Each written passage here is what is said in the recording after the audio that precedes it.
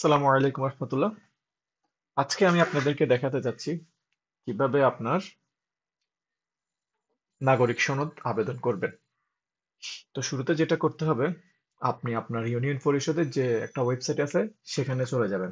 এটা আপনি গুগলে গিয়ে সার্চ দিবেন, স্মার্ট ইউনিয়ন পরিষদ, এখানে সার্চ করবেন। এখানে যেটা দেখতে পাচ্ছেন যে স্মার্ট ইউনিয়ন পরিষদ, এখানে দেখুন কুমিল্লা লিখে আছে, এই যে কুমিল্লা গভবিডি। তা আমি কুমিল্লা জেলাতে পড়ছি, আমার এটা এ কারণে আমার এখানে কুমিল্লা দেখাচ্ছে। আপনাদের এক একটা জায়গার জন্য এক এক রকম হতে পারে। তো আপনারা আপনাদের ওই ওয়েবসাইটে যাবেন, অথবা এটা ইউনিয়ন পরিষদে কাউকে জিজ্ঞেস করলে ওনারা বলে দিবে। আমি এখানে ক্লিক করলাম। ক্লিক করার পরে দেখতে পাচ্ছেন এখানে এই যে কুমিল্লা ধর্মসাগর এগুলো দেখাচ্ছে, কুমিল্লা জেলা এখানে বলে দিছে। এরপর এখানে যে উপজেলা সমূহ, এই উপজেলা সমূহ এখানে দিয়ে দিছে। তা আপনি যে উপজেলার সেটাতে ক্লিক করবেন। আমি আমার উপজেলা ক্লিক করলাম।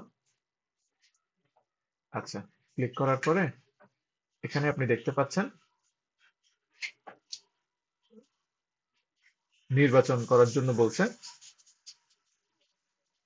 এখন আপনি এখানে দেখেন, এখানে কিছু ব্যাপার আছে, চেয়ারম্যান, সচিব, হিসাব রক্ষক, এগুলো আমাদের খুব প্রয়োজন নাই। আমাদের কোন জিনিসটা আমাদের লাগবে, নাগরিক সনদ, ট্রেড লাইসেন্স, ওয়ারিশ সনদ, আরো অনেকগুলো সনদ এখানে আছে, বিবাহিত সনদ, প্রত্যয়নপত্র। তো আমার যেটা লাগবে সেটা হচ্ছে আমি নাগরিক সনদ। তো আমি নাগরিক সনদটা ক্লিক করলাম। ক্লিক করার পরে এখানে আপনি এই যে জেলা আপনি সিলেক্ট করতে পারবেন না, উপজেলাও সিলেক্ট করতে পারবেন না, কারণ আপনি এখানে ওয়েবসাইটে অলরেডি শুরুতেই আপনি জেলা উপজেলা এগুলো সিলেক্ট করে দিয়েছেন। আমি ইউনিয়ন সিলেক্ট করব। তো আমার এখানে এই যে ইউনিয়ন আছে, এখানে আমি সিলেক্ট করব। আমি আমার ইউনিয়ন দিয়ে দিলাম। দিয়ে দেওয়ার পরে এখন আমাকে নাম দিতে হবে। ঠিক আছে। তো এখানে উপরে একটা কথা বলছে যে আপনার যদি আপনি যদি শুধুমাত্র বাংলায় সার্টিফিকেট পেতে চান, তাহলে ঘরগুলো বাংলায় পূরণ করুন। আর যদি আপনার ইংরেজিও লাগে, তাহলে বাংলা এবং ইংরেজি উভয় ঘর আপনাকে পূরণ করতে হবে। এখানে কিন্তু এই যে বাংলা, এই যে এটা বাংলা, বাংলা ইংরেজি দুটোই কিন্তু আছে। আর আপনার যদি আগে যদি কখনো কোনো সনদ নিয়ে থাকেন, তাহলে আপনি এখানে এই সার্চ বক্সে ক্লিক করলে আপনার এগুলো অটোমেটিক চলে আসবে। ঠিক আছে। ওকে। এখন আমার, যেহেতু আমি আগে কখনো সনদ নিইনি, তো আমি নতুন করে আমি এখানে ফিল আপ করা লাগবে। তো আমি এখন ধাপে ধাপে আপনাদেরকে দেখাবো শুরুতে কিভাবে কি করবেন। শুরু থেকে আমি নাম দিয়ে দিব।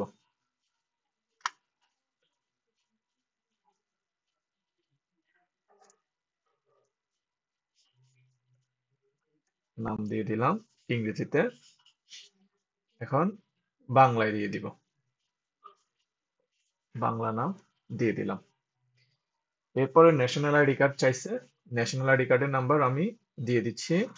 ন্যাশনাল আইডি কার্ড দিয়ে দিলাম।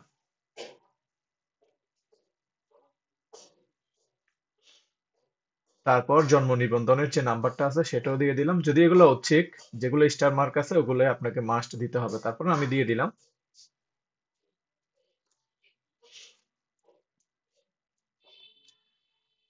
আপনি কিন্তু পাশাপাশি এগুলো মিলাই নিবেন যাতে কোনো রকম ভুল না হয়।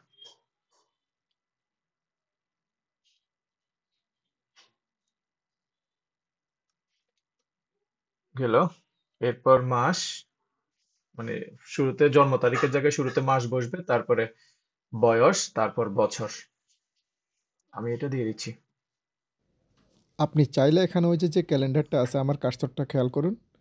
ক্যালেন্ডারে ক্লিক করে বয়সটা সিলেক্ট করতে পারেন, অথবা এখানে জন্ম তারিখের ঘরে ক্লিক করে মাসের জায়গায় মাস, ডেটের জায়গায় ডেট, বছরের জায়গায় বছর এটা বসিয়ে ফিল আপ করতে পারেন যেভাবে আপনার খুশি। আমি ফিল আপ করে এটা বসিয়ে দিলাম। মাসের জায়গায় মাস, বয়সের জায়গায় মানে দিনের জায়গায় দিন, আর বছরের জায়গায় বছর ক্লিক করেই দিলাম। আপনারা এভাবেই দিতে পারেন। এখন পিতার নাম ইংলিশে দিয়ে দিব। পিতার নাম দিয়ে দিলাম ইংলিশে, পিতার নাম দিয়ে দিলাম বাংলায়, তারপর মাতার নাম দিয়ে দিলাম ইংলিশে, মাতার নাম দিয়ে দিলাম বাংলায়। এরপর এখানে বাসিন্দা, স্থায়ী বাসিন্দা, শিক্ষাগত যোগ্যতা চাইছে।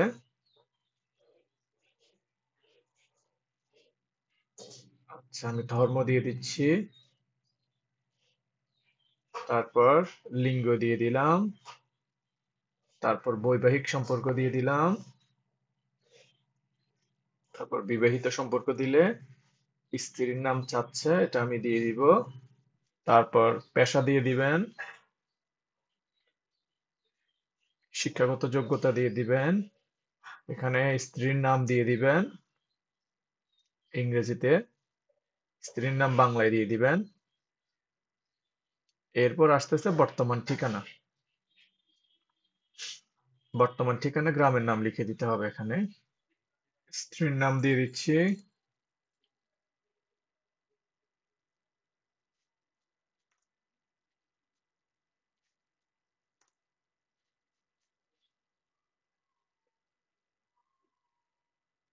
পেশা দিচ্ছি, যে পেশা দিলাম। এখন দিচ্ছি শিক্ষাগত যোগ্যতা। তাহলে আমার এই পার্টটা শেষ হলো। এরপর আমি বর্তমান ঠিকানা এটা থেকে শুরু করব। তো বর্তমান ঠিকানার জন্য শুরুতে লাগবে গ্রামের নাম ইংরেজিতে। আমি গ্রামের নাম ইংরেজিতে দিয়ে দিচ্ছি। গ্রামের নাম বাংলা, গ্রামের নাম ইংরেজি, দুইটাই দিলাম। তারপরে রোড, সেক্টর এগুলো তো গ্রামে নর্মালি থাকে না, সেজন্য এটা খুব একটা ইম্পর্টেন্ট না। আর ওয়ার্ড নাম্বার দিয়ে দিলাম। জেলা এগুলো আপনি দাগাইতে পারবেন না, আসলে লিখতে পারবেন না, এগুলো আপনাকে এখান থেকে সিলেক্ট করা লাগবে। আর আপনি এখানে ইংরেজি সিলেক্ট করলে অটোমেটিক এখানে বাংলা চলে আসবে। উপজেলা দিয়ে দিলাম। আমার পোস্ট অফিস,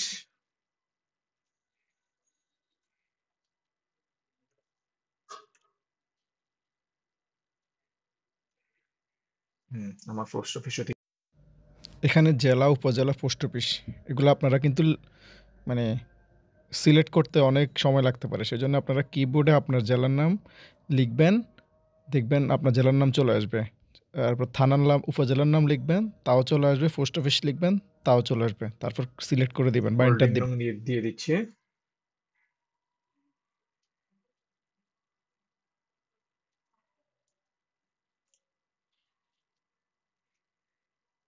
হুম, আমি আবার একটু রিচেক করে নিব যাতে কোথাও বানান ভুল না থাকে। ওকে, ডান। এখন আমার স্থায়ী ঠিকানা আর বর্তমান ঠিকানা একই দিয়ে দিব। আর আপনি যদি একই না হয়, আপনি পুনরায় ওখানে আবেদন করে দিবেন। এরপর যোগাযোগের ঠিকানা, এখানে একটা আপনার নাম্বার দিবেন। আমি আমার নাম্বার দিয়ে দিলাম। নাম্বারটা অবশ্যই ইংরেজিতে দিতে হবে। তারপর এখানে আপনার ইমেইল দিবেন। আমি আমার ইমেইল দিয়ে দিলাম।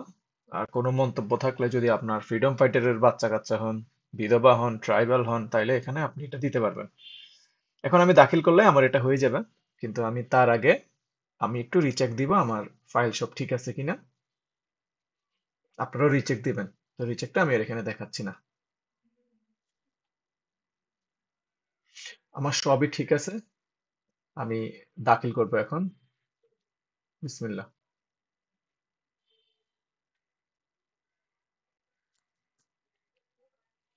দেখেন, এখানে আমাকে দেখাচ্ছে যে আমার আবেদনটি সম্পূর্ণ হয়েছে। আর আমাকে একটা পিন নাম্বার দিছে আর একটা ট্র্যাকিং নাম্বার দিছে। তো আপনারা শুরুতে যে কাজটা করবেন, অবশ্যই একটা স্ক্রিনশট নেবেন। আর স্ক্রিনশট নেওয়ার, কম্পিউটারে কিভাবে স্ক্রিনশট নেবেন, এখানে যে উইন্ডোজ অপশনটা আছে আপনার কিবোর্ডে, উইন্ডোজটা ক্লিক করবেন। আর একদম উপরে উপরে দেখছেন যে পিআরটি এসসিআর, পিআরটি এসসিআর যে সুইচটা আছে, ওটা ক্লিক করলে একটা স্ক্রিনশট হয়ে যাবে। তারপর আপনি আবেদনপত্র প্রিন্ট করবেন। তা আমি আবেদনপত্র প্রিন্টে ক্লিক করে দিলাম। ক্লিক করে দেওয়ার পরে এই যে আমার এটা আবেদনপত্র দেখাচ্ছে এখানে। এই যে এটা আবেদনপত্রটা দেখাচ্ছে। তারপর এখানে কিছু নির্দেশনাবলী দিছে যে এলাকার গণ্যমান্য দুজন ব্যক্তি ওয়ার্ড মেম্বার কর্তৃক সত্যায়িত করে ইউনিয়ন পরিষদে জমা দিন। 1 কপি পাসপোর্ট সাইজের ছবি সত্যায়িত করুন। ট্র্যাকিং নাম্বার থেকে আপনি এটা যাচাই করতে পারবেন, আর এখানে আপনার স্বাক্ষর দিয়ে দিতে হবে। এখন আমি এটা সেভ করে নিব। সেভ কিভাবে করবেন? এই যে উপরে দেখুন, এই যে বাটনটা একদম উপরে ডান পাশে, এটাতে ক্লিক করবেন। এবার আপনি কোথায় সেভ করবেন সেটা আপনার কম্পিউটারে আপনি ওই লোকেশনে গিয়ে সেভ করে দিতে পারবেন। তা আমি যাতে ঠিকমতো চিনতে পারি সে কারণে আমি ওখানে ক্লিক করে দিলাম।